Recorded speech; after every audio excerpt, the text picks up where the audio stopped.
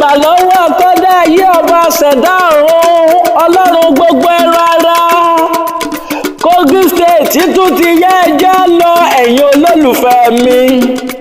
Nítorí ìta ni ẹnjìnìà Ọláyẹmí Rẹ̀mílẹ́kún Sọ́túndé òun ló tẹ wáyà ránṣẹ́. Nítorí aya rẹ̀ tó ń sọjọ́ bí lónìí 22nd of April 2021.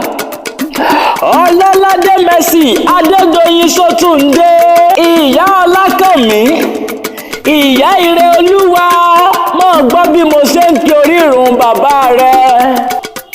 Ìran bàbá tó bí ọlọ́mọ lọmọ oníṣọ àdúró bẹ́ gogorogo. Ìwọ lọmọ tá a bí lọ́nà tó sunkún ọgbó. Ọmọ atẹnu ilé wọlé nìran bàbá rẹ̀. Ìwọ gẹ́gẹ́ ló máa rí ọ̀nà méjì forílẹ̀ ọ̀kan rẹ̀ ọjà rẹ̀. Ọmọ mẹ̀kúnmẹ́lẹ́ máa jẹ́ nìran bàbá tó bí ọlọ́mọ. Ọmọ mẹ̀kúnmẹ́lẹ́ máa jẹ́ nìran bàbá rẹ̀.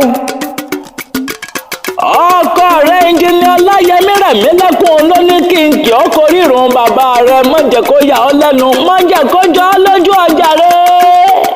Olólùfẹ́ ní ń perí olólùfẹ́, ọkọ ní ń perí aya, mo ní fàlàáfíà ní fún rere ni.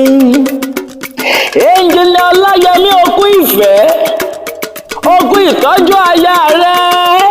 Ìwọ lọmọ ẹdọ òkòkò mẹ́rì, ọmọ soko láwùrẹ́, ọmọ àsùnmọ́ rẹ̀ gbà.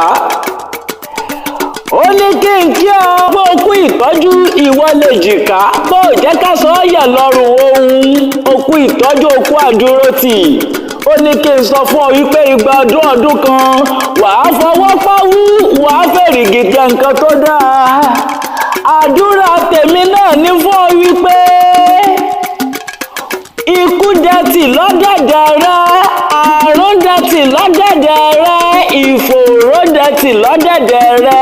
Òní mọ̀yà, òní mọ̀sì, òní máìní lágbára Jésù ọba mi òkè.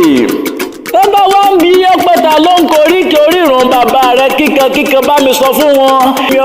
Èmi lọ́mọ àkànkú ilé, èmi lọ́mọ àkànkú ọ̀nà èjìgbò. Fífàgùjà ilé ìkirè hàn ní.